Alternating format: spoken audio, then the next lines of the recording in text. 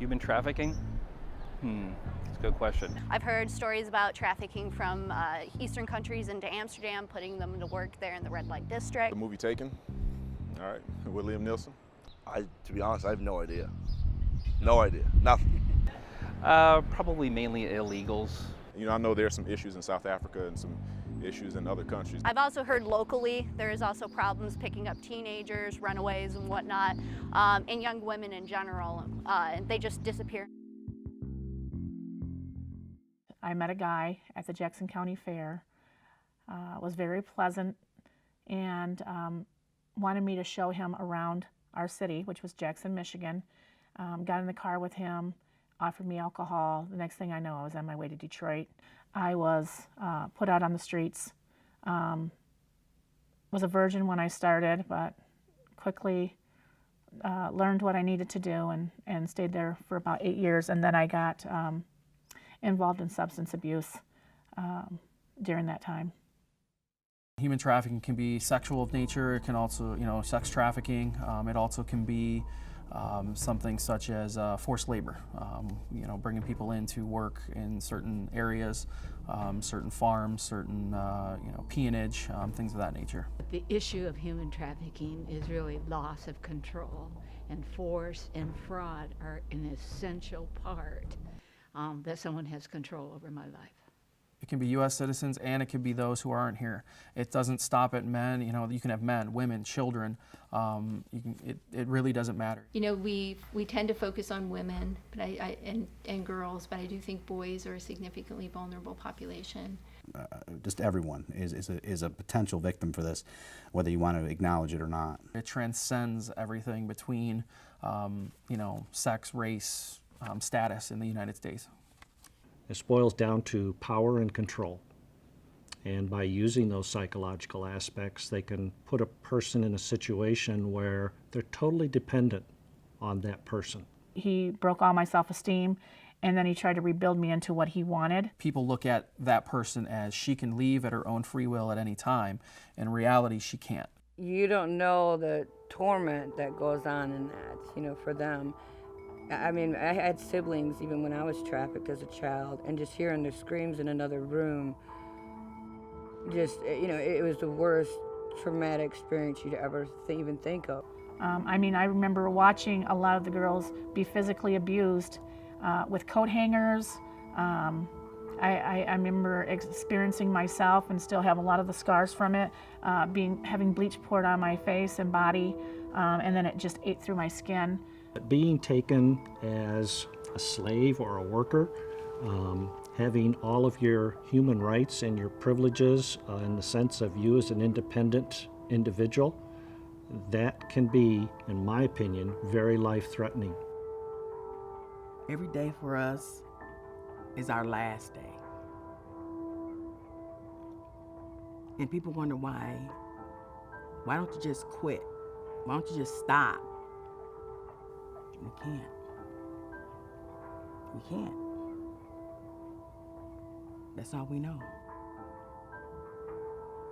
It's a large issue, and I think it's a hidden issue. The statistics may say one thing, but oftentimes investigations such as human trafficking end up in, harboring cases or transportation cases. And I don't think the statistics truly show the danger and the problem that human trafficking is within the state of Michigan. I think in the last few years there's been a significant increase in the state of Michigan. It seems to have started more so in the southeast part of Michigan, and is now spreading to the Lansing area, Flint area, even Grand Rapids area. If there's a demand for it, there's going to be a market that's going to come to it. So when you have people that are willing to pay money for sexual relations or for labor that may be extraordinarily cheap for some reason, they need to be educated. It could be anybody. You got kids that, you just, get on the pornography sites and they'll check those out, and they think that it's nothing big, and next thing you know, they don't realize that girl that's on there is actually a teenager. She's not actually 22 years old. I'm not so pessimistic to think that all of the Johns that are paying for these types of services are under this. I don't believe that they think that they're dealing with someone who's doing it against their will. And I think that they need to be educated that a good percentage of those people probably are. There's only one reason for trafficking. Only one. Money. This is about money. The individuals, the victims, their reactions to this, they're not even considered. People are looked at as goods and services. They're moved like drugs. They're moved like everything else is, as a way to make money in the illegal realm of, of what they do. They don't care about you. They don't want you. They want what you can provide to them. And I don't care how much money I brought in or how long I stayed with them. It was never going to be enough. Right now, a lot of the hooking up that goes on online is occurring not through the advertisements that are occurring on Backpage, but through social media sites, some of the online dating sites. We've had a lot of cases out of the Philippines where people are trafficking the children for money over the internet and have the children perform sex acts on camera in return for money that's paid through sources like PayPal or other online payment services. And I'm not knocking PayPal. PayPal has no idea where this money's going. Individuals who are interested in, exploiting or benefiting from someone else's sale of sex are often going on to those sites and trying to build, start a conversation and then, have that conversation grow into something more and then take advantage of that individual. We get leads from all kinds of different places, like NGOs. We get leads from our tip line.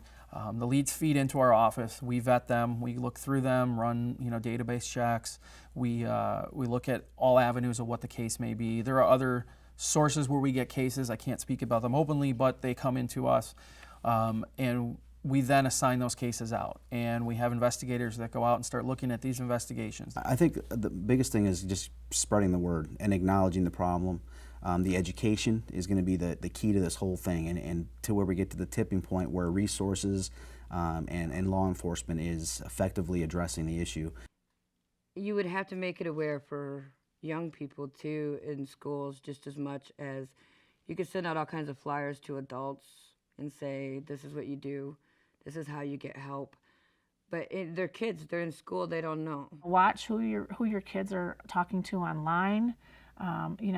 Especially if you have young daughters, the 13, 14-year-olds, and they're involved with older men, because even if the person that I met when it started, he was 19, 20 years old. What we want to do is educate the population on the problems of human trafficking and smuggling and transporting, because the issue's out there, and I don't think they understand the issue of human trafficking enough to realize that when they look at something or someone may cry out for help, that they're seeing those points to be able to recognize it, say, hey, this is a problem. I think that we should all be looking at treating people the way we'd want them to be treated. If I was in that scenario, I would want someone to come and rescue me. If my daughter was in that scenario, she would want someone to come and rescue her. I go out late nights. I go up and down Division. I'll go into drug-infested areas, and I go talk to them. I go hug them.